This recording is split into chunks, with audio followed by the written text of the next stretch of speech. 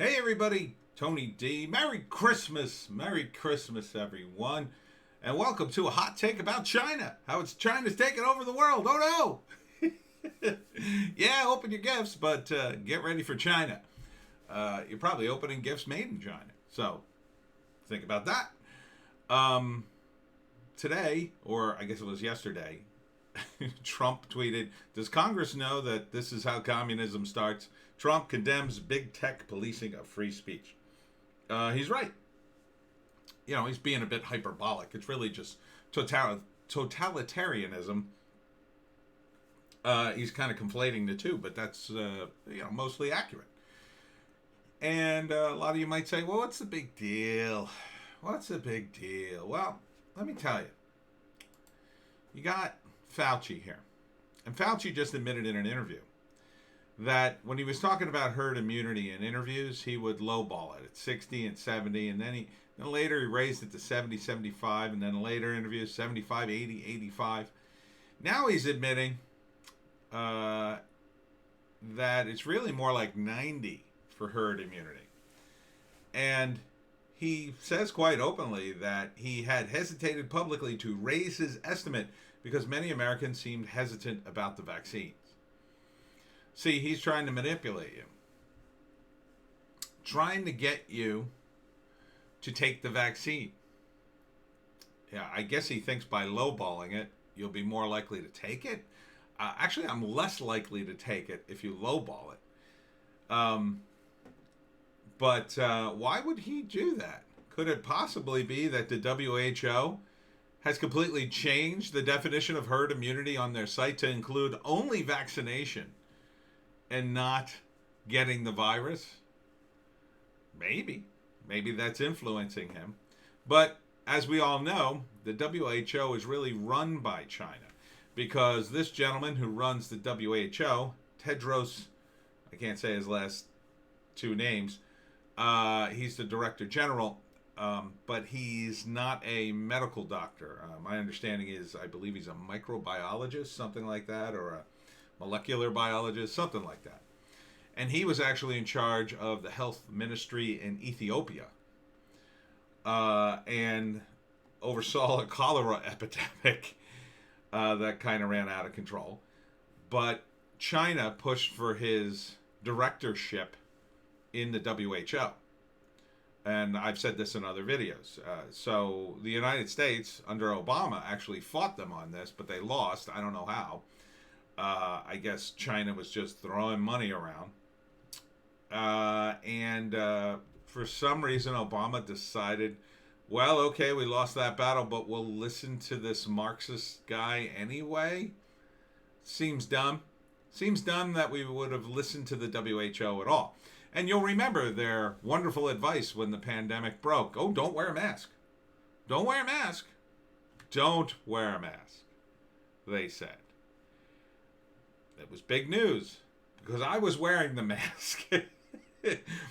I was wearing the mask because I was reading about the Chinese virus on Zero Hedge and going, oh my God, at the time, it looked like a 3% death rate.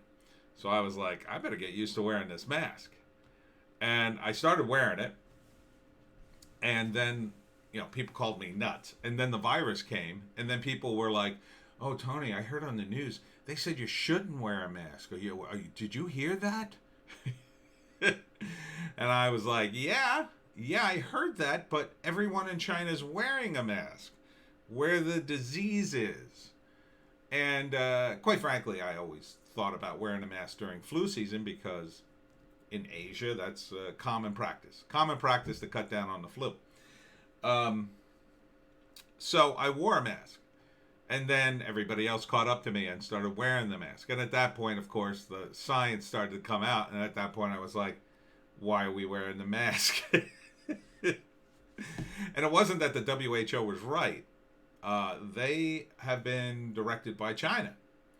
And I can only assume that they wanted everybody to not wear a mask in hopes of spreading it around as much as possible. And then later, they didn't care.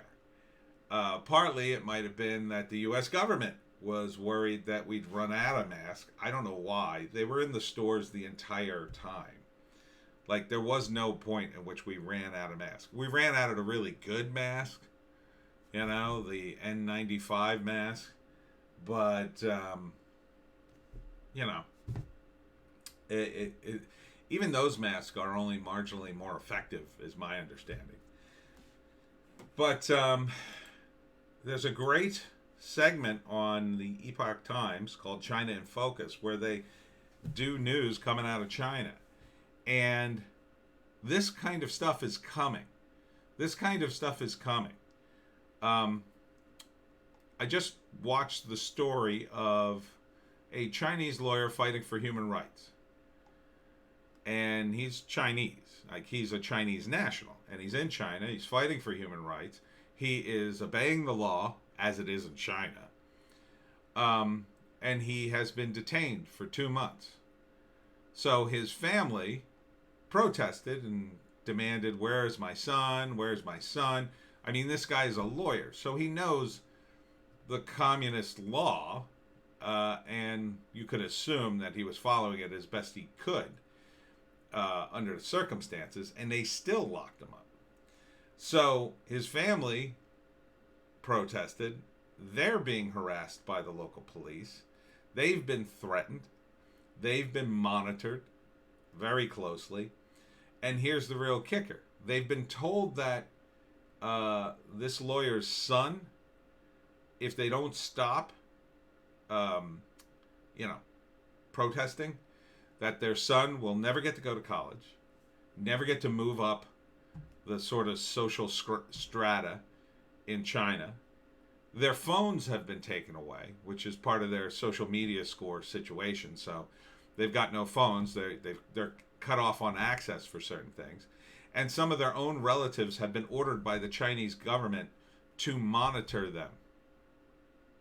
That's what we're headed towards. We're already halfway there. You know, we have phones that some people are arguing should have a health passport with regards to the beer virus, as if that's going to do anything. The WHO is pushing nothing but vaccines, whereas at this point, if you had just let the virus spread, we probably would have already been immunized, and this would be less of a problem. Now we have mutations out the wazoo. I believe there are at least 3 beer virus mutations on the loose. Fortunately, none are more deadly as of yet than the original strain, although I think when they finally look back on this era, they may find that there was 1 or 2 strains that were pretty deadly. The one in Italy sounded pretty deadly. But the hope is that enough of this spreads that it immunizes, as Dr. Fauci now says, about 90% of the population. That would put it in the category of like measles. It would still be around, but it would be rare. It might be something that's uncomfortable, but you'd want to get it when you're young. You won't want to get it when you're older. You get it, and then that's it. You're immune, and you're unlikely to get it in later years unless you're immunocompromised or something. Hopefully that's the way it's going to go. But as always, when the government meddles into something, they make it worse. And by locking people down, what they've created is populations of people who haven't been exposed. And populations that have been exposed. So, you know, the people who have been exposed, who are immune, should, and basically, if you're under 60, you should probably go out. There should be no mask, nothing. There should be no restrictions on anybody under 60. Anybody over 60, that's when you got to start to worry. You got to start to worry and maybe take a little extra precaution. You know, maybe just have people wear masks in crowded situations during flu season. Wash your hands. Try to socially distant. But really, you know, in Wuhan, they're having parties. They're having parties without masks. They're you know, crowds of young people dancing and laughing. You think they care? You think the virus is that deadly? Why are they doing that? Why did Dr. Burks go to her family function, 3 generation of her family? Why did she go? People from all different households getting together. They're not supposed to do that according to her own rules that she encouraged right before she left. Why? It's because the virus is being used as China would like to use it, as a cudgel to whip you into submission. It's not that it doesn't exist. I have people on my comment section chastising me for wearing a mask, getting a test, blah, blah, blah. Look, it's not just about me. If it's just about me, no, I wouldn't get a test or wear a mask. But I have to interact with other human beings who, unfortunately, are very scared by everybody. I have to interact with my elderly relatives who are scared. They don't want to interact with me if I haven't been cleared by an authority figure that they consider credible. So I don't do it for me. I do it for them. I didn't go get, tested for me. I think I'm going to be fine. I did it for them so they could have peace of mind and I could spend Christmas with them. That's why I did it. So you people chastising me in the comments, as usual, you don't know what the hell you're talking about. And in terms of wearing a mask, I have a day job now. I got to wear a mask there. They won't let me do it if I don't wear a mask. I'm in the state of New Jersey. Can't even go to a supermarket without wearing a mask. They'll kick you right out. They'll make a big fuss. So, I'm not there. The hill I want to die on is not standing in the supermarket saying, "Let me in. I don't want to wear a mask." That's not the hill I want to die on. It's not going to do anything. It's not going to change the law. Maybe I get on the news as, "Here's a crazy person," and then I get dragged out of the store and probably fined. No, I'm not up for doing that right now. Maybe some point when everything's crazy, I'll go, well, time to go nuts. But I'm not going to do that now. I need groceries. I don't want to be banned from the supermarket. So yeah, I'm being oppressed. I know it. But that's not, in my view, an effective protest. An effective protest is to go after the people who are doing this. I've been talking about Trump. Trump is fighting this, trying to support him. I've been talking about people you shouldn't give your money to. Any company that does business with China. And in fact, this report, which you should see it on the Epic Times, it's a good report, talks about IBM, PepsiCo, and 3M. And they have Chinese communist members in their company.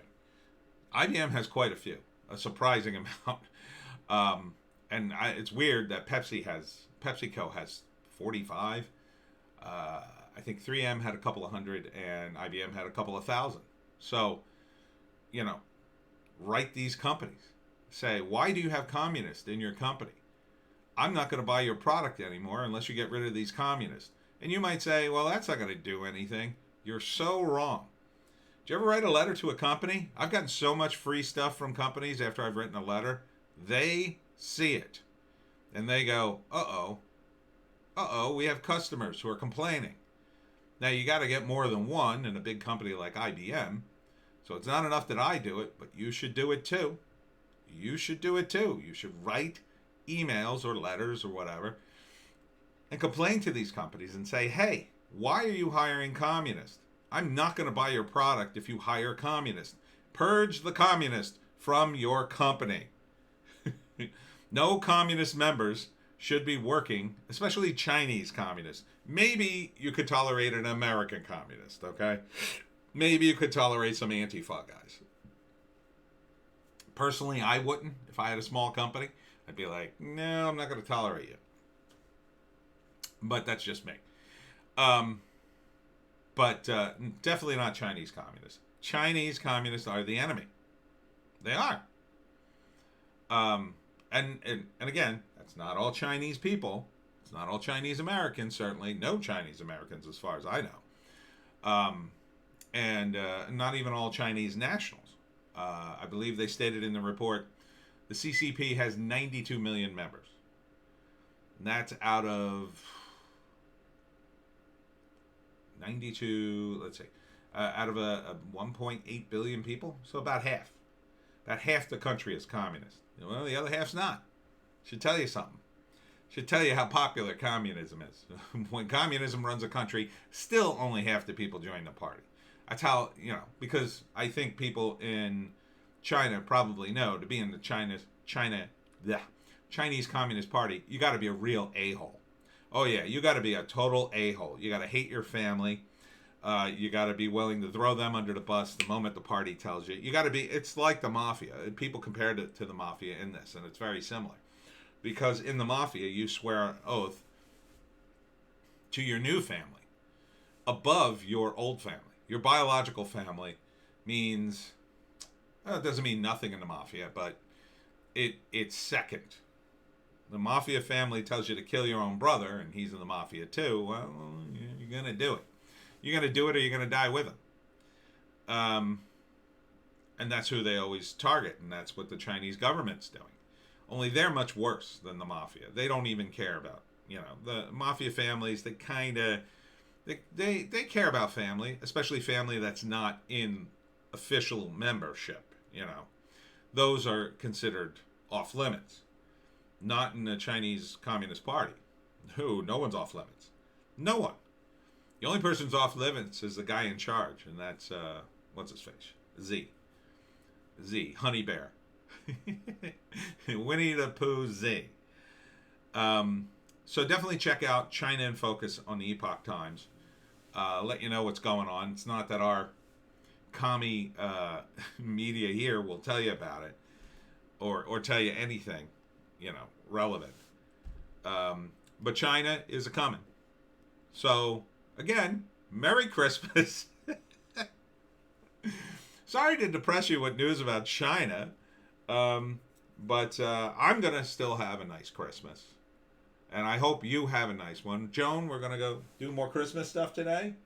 Christmas stuff. Joan got a nice blanket, by the way, for her couch. She's very happy. Very happy about the new blanket. Very happy. All right. We'll see you in the next one. Peace.